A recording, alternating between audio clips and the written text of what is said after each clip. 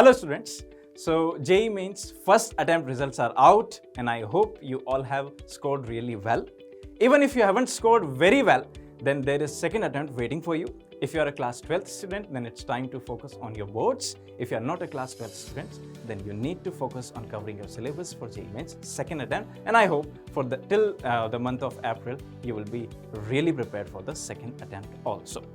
So now, today, since the results are out, since we are done with all the shifts of the exams, it's time to analyze the JEE Mains 2023 paper.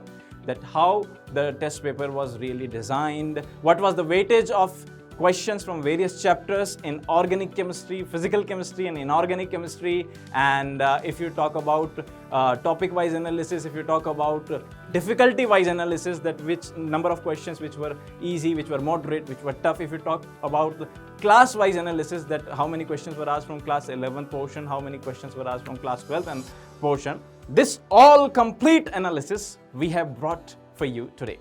So we will analyze the complete JEE Mains 223 papers, shift-wise as well as chapter-wise as well as class-wise. I'm going to start first with organic chemistry, then we'll go ahead with physical chemistry, then we'll go ahead with inorganic chemistry. So let's start with organic chemistry and have a look at the chapters. This year, what was special was the number of questions asked from aromatic compounds. Look at the number of questions asked from aromatic compounds. Generally, you will observe that most of the times they used to ask large number of questions from aromatic compounds, but this time it was only 8 from aromatic compounds. Mostly the questions which were asked this time, surprisingly, they were from carboxylic acid and amines. 14 questions were asked from carboxylic acids and amines. Look at other topics like carbonyl compounds, 10 questions. Halogen derivatives, 11 questions, that means all-time favorite topic. Hydrocarbon, 10 questions. If you have studied organic chemistry very well, you must be knowing that we start from hydrocarbons and halogen derivatives in the reactions in the very starting, SN1, SN2, E1, E2. These, in introduction to these mechanisms, these reactions come from these two chapters, right, in the very starting. So these are the basic building blocks and look at the number of questions asked from them, right? So if you are covering these topics, that means you must have really scored good marks in the organic chemistry portion, right? Apart from that, surprisingly, if I tell you, look at the biomolecules and chemistry in everyday life. The number of questions that they were asked were 11 from biomolecules as well as 11 from chemistry in everyday life. That means almost one question per shift they asked from biomolecules and chemistry in everyday life. Wherever you are studying, your chemistry teacher must have told you this many times that students don't miss these two chapters. Because these chapters do not have direct relation with other previous chapters. So even if you have not prepared other chapters very well, these can be studied. Apart from that, they are small chapters, not very big chapters like halogen derivatives. Quite big chapter. Aromatic compounds, quite big chapter. Right? GOC, quite big, right? But if you talk about biomolecules and chemistry in everyday life, they are not quite big. And the number of questions asked from them were very, very high, right? So if you have seen my exam strategy just before your JEE Mains exam, that time also I had said this, that there are some topics which consume less time and give you more marks. You can find this over there. I have put a heading less time, more marks topics. In them, these two topics were included. Chemistry in everyday life was especially highlighted by me. So that was all about organic chemistry topic-wise analysis as far as it is concerned. Look at the number of questions. I have highlighted the mostly questions from which topic they were asked and from which topic they were asked less. First line, you can see it is blank. That means from nomenclature, no direct question was there. That doesn't mean it's not important. It's really important and its uses were found in other questions. So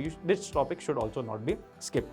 This is the topic-wise analysis. After this, if you talk about the objective and subjective-wise analysis, that how many objective and subjective questions were asked, then generally you will observe that in the subjective portion, subjective section, they ask the questions mostly from physical chemistry, right?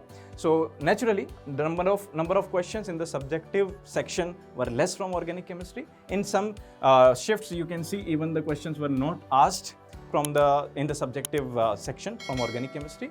Mostly the questions were in objective. That's quite obvious. If you talk about 11th and 12th class-wise analysis, then it's obvious that in class 11th in NCERT, the portion of organic chemistry is very less. Organic chemistry comes mostly in class 12th, right? So obviously, that's why the number of questions asked from class 12th were around 78 and from class 11th, 29. That is not very less as compared to the portion that is there in class 11. That is basically nomenclature, GOC, right? So from there, this much number of questions were asked. Even hydrocarbons may be included in class 11th as per NCERT, right? That is the class-wise analysis. Mixed questions from class 11th and 12th concepts were only 2, and that 2 were observed only in one shift on 25th January. If we talk about the level-wise analysis, then mostly you can see in all the sections, be it physical chemistry, organic chemistry or inorganic chemistry, you will observe this. This is general tendency of an examiner that they put most of the questions easy. So look at the number of questions. This time easy and medium were almost equal. You will say, sir, no, medium is a bit more, but they were also easy to medium, right? You cannot directly, there is not fixed boundary that this will be called easy and this will be called medium, right? So you can call them as easy to medium questions, and look at the tough questions. That matters. They always are asked in less number. Why they are asked in less number? Because they also want you to score well.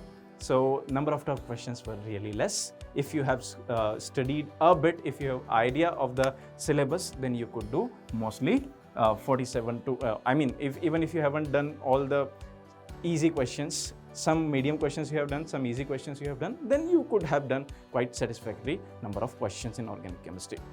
This is about organic chemistry analysis. If you talk about one more category of analysis, that is direct answer type and multiple topic including questions. That is, if it was only from single topic or were there mixed topics included, then you will observe that mixed topic questions were less in number. This is unlike JEE Advanced, right? If you will talk about JEE Advanced, they mix the topics, but in JEE Mains, they don't directly mix the topics as much as they ask the direct concept type questions. So number of questions from direct concept were definitely more. Calculation based questions were not asked. Obviously, in organic chemistry, there are almost negligible calculations. There are a few calculations in the stereoisomerism when you talk about optical activity and enantiomeric axis and etc.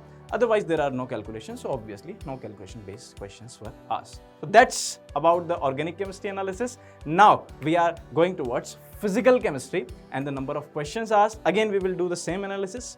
Topic-wise analysis, then we'll do the level-wise analysis, easy, moderate, tough. We will do class-wise analysis, and likewise, we will move ahead with inorganic chemistry also. So if you talk about physical chemistry, you may be looking at mole concept, your favorite topic, and you may be looking that, sir, 18 questions or roughly 1.5 questions from in every shift. No. There were not exactly direct questions always. There were sometimes the application-based questions also. Sometimes some questions even your organic chemistry teacher might have included in their part, even if it was from mole concept. That happened on the 24th January. That question looked like it is from the organic chemistry, biomolecules, but it was actually the question of mole concept, right? So there are mixed concept types, you may say, but yes, if you have studied mole concept, then you could do those questions. Similarly, the all-time favorite topics that your teachers must have told you always: atomic structure, ionic equilibrium, and thermodynamics, right? These topics are all-time favorite for students, teachers, and examiners, and everyone. And these topics also help you in physics. If you will look into physics topic-wise analysis that you definitely must have looked into, you will see that number of questions asked from modern physics were quite huge. And they will be asked under which topic in chemistry? Atomic structure, right? In physics, you have 2-3 topics in which these questions are included from modern physics. In chemistry, you just need to study one huge chapter, that's atomic structure. That will help you with 10 questions in chemistry, and it will also help you with quite large number of questions in physics. How many questions were asked from modern physics? You may look into the video for that. There must be video for this also from Ellen Overseas. Similarly, if you talk about thermodynamics and thermochemistry, then you will see number of questions asked were 12. Again, this topic is going to help you in physics also, because again in physics, thermodynamics and KTG, number of questions asked from them were really large. I remember this, it is even larger than 12. Here we are just showing you 12 questions, but in physics from KTG and thermo, they have asked really large number of questions. So that is about the analysis of chemistry topic wise in physical chemistry, and rest other topics, if you will look, almost from each topic in every shift, almost one question was asked, right? So that's the topic-wise analysis. I have highlighted important topics, although number of questions from atomic structure and thermodynamics are less as compared to mole concept, but they are going to help you in two subjects, that's physics and chemistry, and it's really the overall marks that matter, right? So you should be targeting these two topics even for next attempt very, very attentively. Rest topics, you will see electrochemistry, they ask 14 questions, all-time favorite topic. So we should go ahead with that naturally. Next analysis is class-wise analysis in 11th and 12th. Obviously, class 12th portion, if you will see, 55 question and class 11th portion 61. Why? Because of obvious reasons that in class 11th, generally the physical chemistry portion is huge. Like if you talk about atomic structure, if you talk about mole concept, if you talk about redox, if you talk about thermodynamics, if you talk about equilibrium chapters, right? They are important, and in equilibrium, in NCERT, this is only one chapter, but we teach you at Alan, we teach you at them as two chapters, chemical equilibrium and ionic equilibrium. So that's huge topic, and obviously the number of questions was supposed to be slightly more than class 12. So that happened. That's the topic-wise analysis. Mixed topics were not too much. That is 11th and 12th mixed questions were only total 2 out of all the sections, out of all the shifts.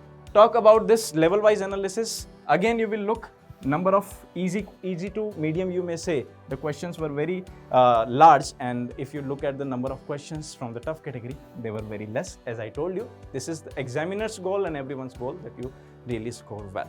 So that is about the topic, the level-wise analysis. And if you talk about the concept-wise analysis, that how many questions were from direct concept, how many were calculation-based, and how many were multi-topic questions, then you should know that it's only the physical chemistry which is all about calculations in whole chemistry, right? So obviously the calculation-based questions were supposed to be very high because physical chemistry is all about calculations. That's the only part which students generally love who love maths and physics, right? So 76 questions were calculation based.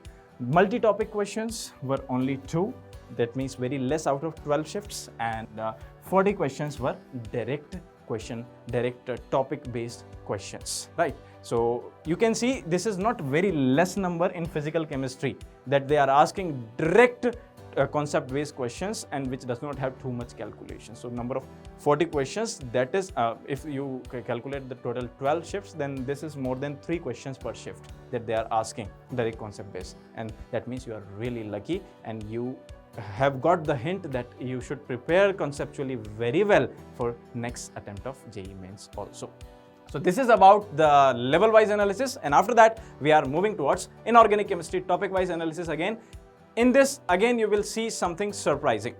Till last year in JEE mains, when you will see the number of questions from salt analysis used to be very less or negligible. Why? Because salt analysis used to be generally the part of JEE advanced, and the number of questions portion used to be really huge in JEE advanced. This year also it will be huge. Every year salt analysis has huge portion in advance, but this year look at the number of questions in mains also. Almost in every shift they ask one question from salt analysis, except one shift. Total 14 questions, that is roughly one question in every shift they have asked from salt analysis. I had again highlighted this to my students that salt analysis this year is going to be asked because they have specifically mentioned in the syllabus. Similarly, if we talk about other topics like coordination, all-time favorite topic, coordination compounds, look at the number of questions they have asked, 18 questions. Although there were these 2 shifts in which they haven't asked a single question from coordination compounds, still the winner is coordination compounds in the number of questions. So that's all-time favorite topic. Apart from this, most of the questions were asked from block chemistry. If you will look at the S block, P block, D and F block, and even hydrogen and its compounds may be